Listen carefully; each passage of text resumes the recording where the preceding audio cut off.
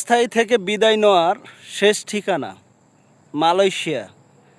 আজকে আপনাদের দেখাবো, ঘুরে ঘুরে আপনারা দেখবেন। এই যে দেখেন, এই সামনে দিয়ে কত সুন্দর একটা বাগান তৈরি করেছে, ফুলের বাগান। এগুলো সব কিন্তু কবর, বুঝছেন।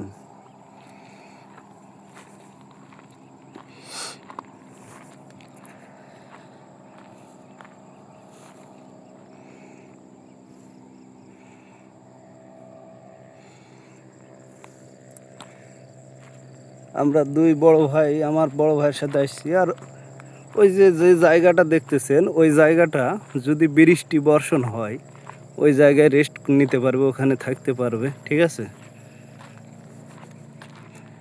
এই যে বড় ভাই,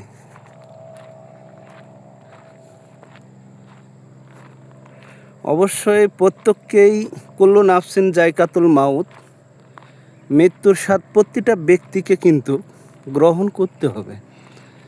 আর দেখেন কত সুন্দর পরিষ্কার করে রাখছে, দেখছেন।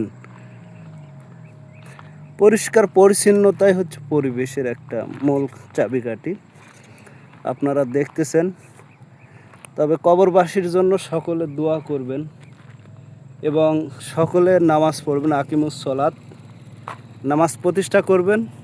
এই বলে এই পর্যন্ত, সকলে ভালো থাকবেন। আসসালামু আলাইকুম।